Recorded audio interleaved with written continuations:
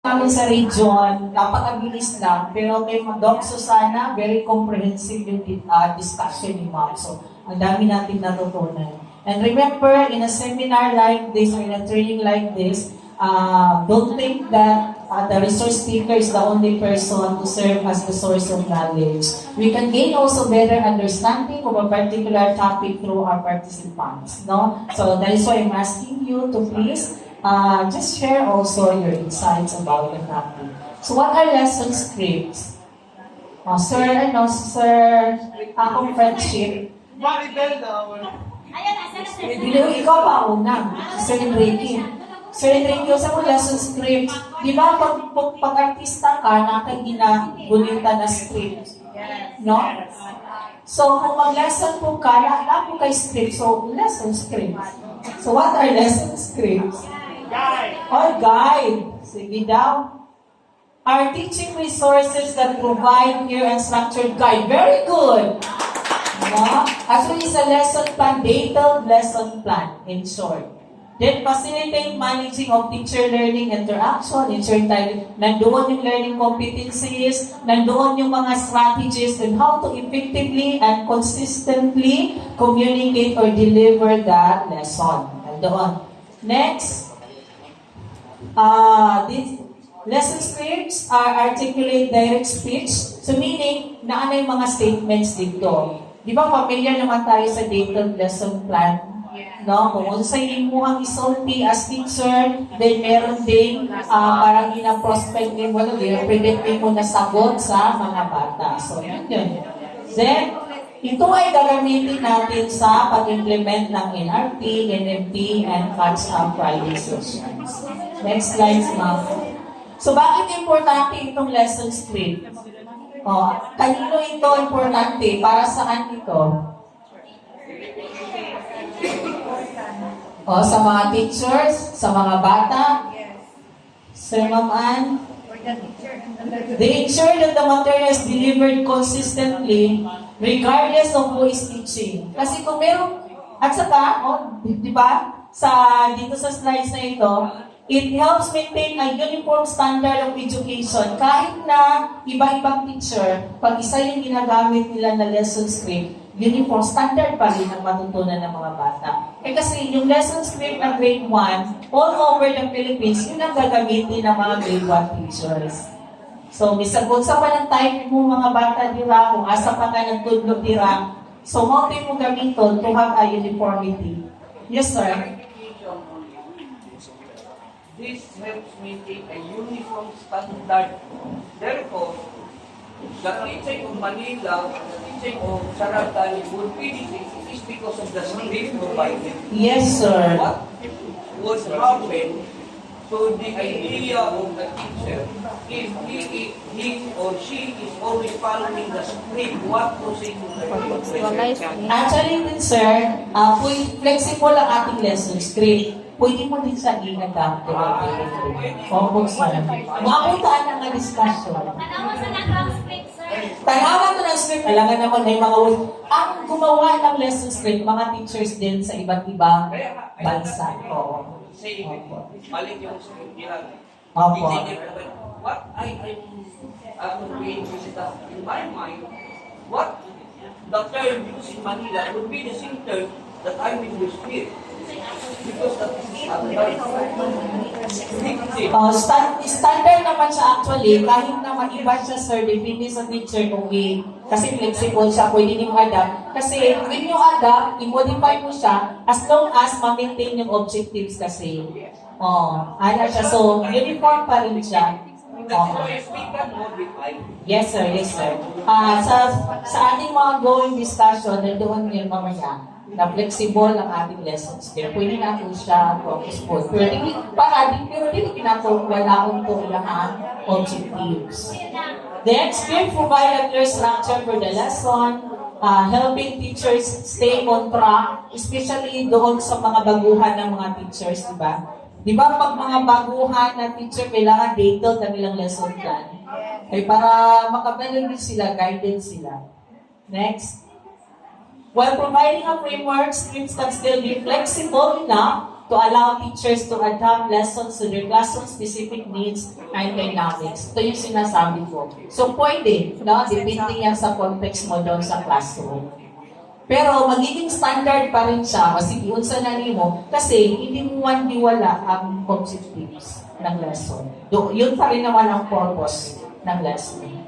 Then, adhering to lesson scripts will be a form of ongoing professional development for teachers as they are exposed to effective teaching techniques and content delivery methods. So as you go along the way, yung katong mga lesson scripts natin, professional development pa rin siya dahil we will discuss about some content and pedagogy. Nandoon man yan, naka-embed yan doon sa lesson script. Next, help teachers manage their time more effectively by providing a detailed plan of what to teach and when. Pero kung mag-prepare ng lesson plan, madugay na noon, no? But anyway, ginawa naman itong lesson script. Naala sa central office actually. So, ilang pang gina-validate pa, ongoing pa. Walang pa siya sulod sa mga portals. Pero nagawas na siya sa Facebook.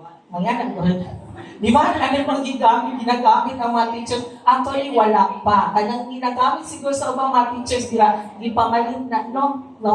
Kailangan ng gabaligya o pinunana. Tama ba?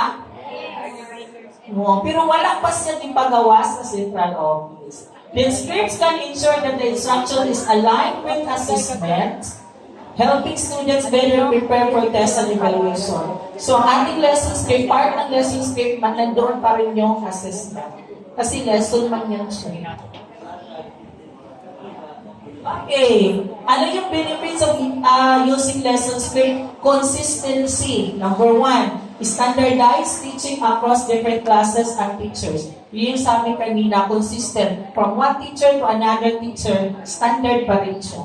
Then, efficiency, save times in lesson planning. Kasi nga, nakaplano na tanan, na dito, wala na kaya nung sa inyong oras pa kasi, napo dito ang oras dito, pila ka minutong kalimong istorya, sa imuha na lang din siyang i-practice ka na imuhang ang script. Iba kung mag-artista ka, nara sila basahon. So, katong istorya dito sa lesson script, imuha na lang din siyang basa-basahon. I-review na lang din mo.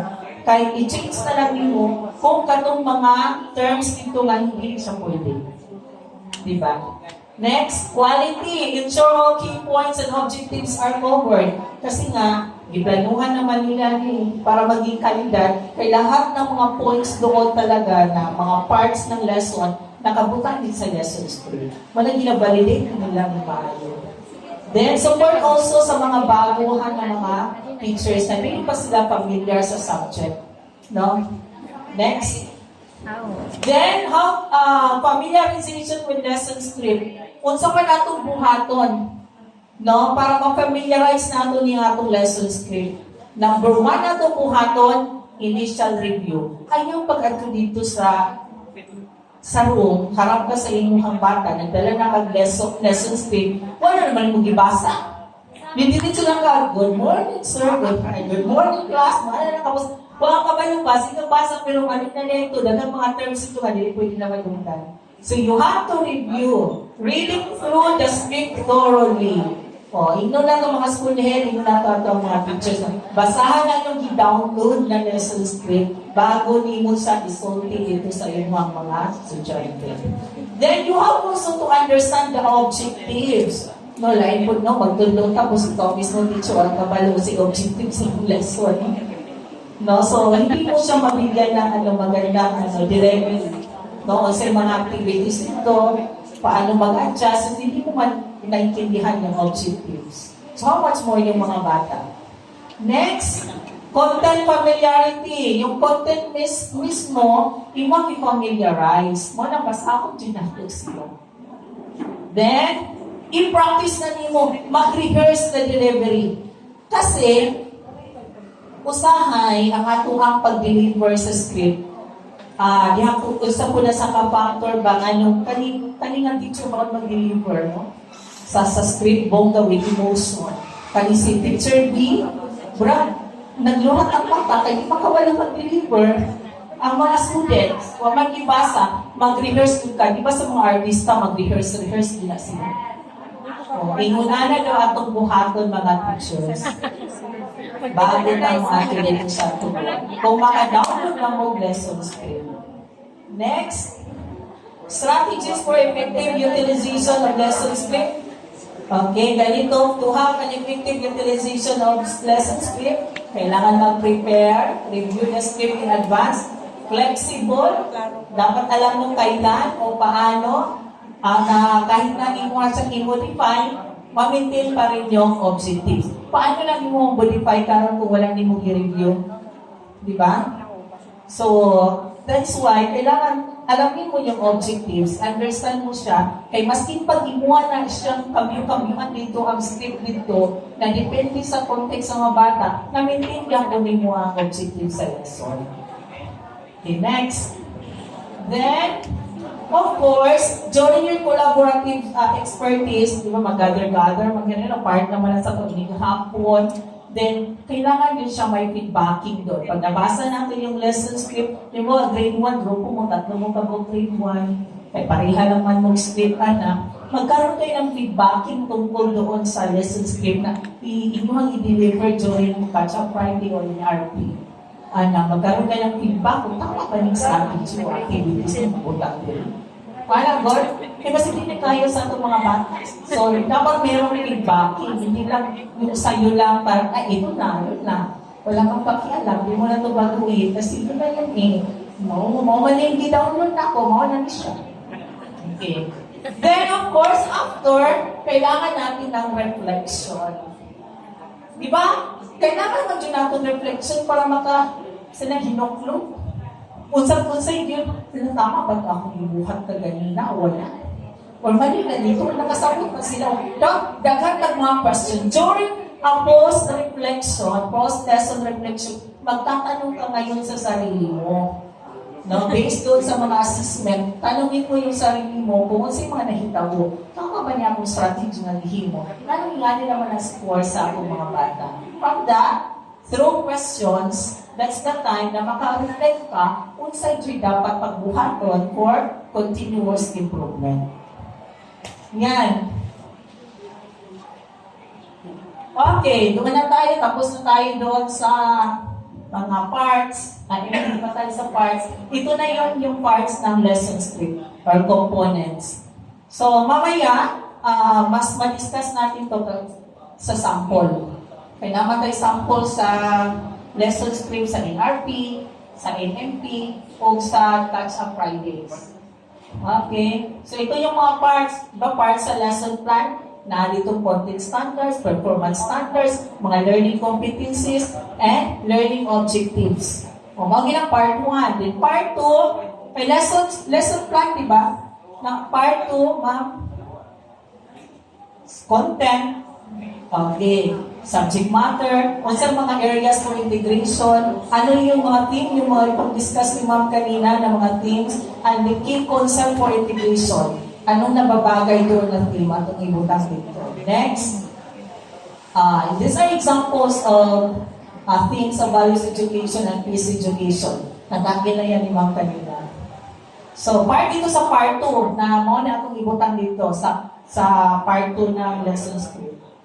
Next. Yan sa health education teams sa grade 7. Of course, the part 3 sa atong lesson plan or lesson script, learning resources.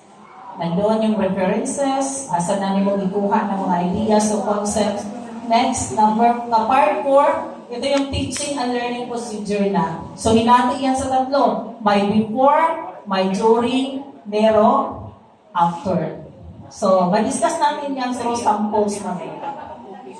Ayan sa during, may reading the key idea, activity doon, developing understanding of the key idea, deepening understanding. Series of activities na yan dyan sa during. Then after, post-lesson proper, post-generalization, lesson plan siya actually. Ang pinakalas doon yung reflection. So, dapat natin reflection. Hindi siya matapos na wala yung reflection. Kaya previous one kung di ba, mag-check ng mga lesson plan, no? Murang blanco ang atong reflection, no? Wala reflection sa teacher ginabuhat dito. Mauna, hindi na ako mabanan kung Kung sa ito'y nahitabo, nakasabot pa sila ang bili. Kaya wala pa nag-reflect si teacher. Now, only 80% of the learners na nakabalo ingon ani. Kasi nga na ako niya yung isulat niya dito. Dito niya butangan. No?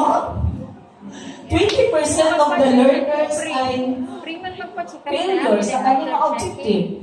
So, paano ka maka-decide ka ron kung mag-reteach pa ka o dili o mapadayon ka sa iyong pagtudlo? Ana, tapos mabutan po kang medyo gamay diyan pa suggestion niya mo sa iyong sarili ha. Siguro mag-inani ko po kung it is recommended to ani inunani nga object nga strategy ang ako gamiton po ko.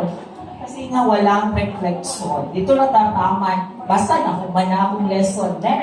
Next lesson, proceed. Anak man ang nahitabo. Okay, ang part 4. So thank you so much.